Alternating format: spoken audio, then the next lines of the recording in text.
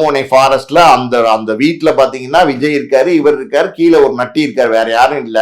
என்ன செய்யறதுனே தெரியலையாம். 12:30 மணிக்கு சரி ஓகே அப்படின்னு சொல்லிட்டு எல்லாத்தையும் எடுத்து வச்சுட்டு படுக்க போயிருக்காரு.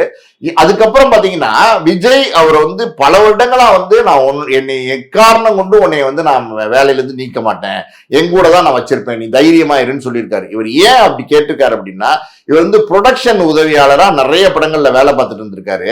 ப்ரொடக்ஷன் உதவியாளர் அப்படின்னும் போது பாத்தீங்கன்னா அது தொடர்ந்து உங்களுக்கு வேலை கிடைச்சிட்டே இருக்கும். ஒரு நடிகனுடைய உதவியாளர்னு நீங்க போயிட்டீங்கன்னா அந்த நடிகன் திடீர்னு வேலையை விட்டு நிறுத்திட்டா அப்புறம் ப்ரொடக்ஷன் உதவியாளராகவும் போக முடியாது. பொதுவா அப்படி போனீங்கன்னா என்ன சொல்லுவாங்க, நீதான் விஜயுடைய பர்சனல் அசிஸ்டண்டா போனீங்க, உனக்கு என்ன, அங்கேயே போய் சேரு, அங்கேயே போய் வேலை பாரு, இப்படி நக்கல் பண்ணி நையாண்டி பண்ணுவாங்க சினிமால.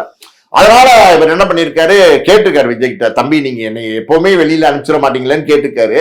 எப்போ அனுப்ப மாட்டேன் கவலைப்படாதீங்கன்னு கூட வச்சிருந்து கிட்டத்தட்ட பல வருடங்களா கூட வச்சிருந்துட்டு டக்குன்னு பாத்தீங்கன்னா அவர் அனுப்பிச்சு விட்டுருங்க செல்வம் சொல்லிட்டு ஒரு ஆட்டோ ஏத்தி அவர் அனுப்பிச்சு விட்டாங்க. திடீர்னு ஒரு நாள் பாத்தீங்கன்னா ஆட்டோ ஏத்தி அனுப்பிச்சவர் தான். அதுக்கப்புறம் அவர் கண்டுக்கவே இல்லை.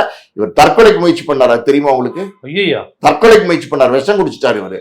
விஷம் குடிச்சு அதுக்கப்புறம் அது தெரிய வந்து அதை அவங்க வந்து அவர் சொந்தக்காரங்க வந்து ஹாஸ்பிட்டல்ல அட்மிட் பண்ணி அவரை காப்பாத்தி இருக்கிறாங்க.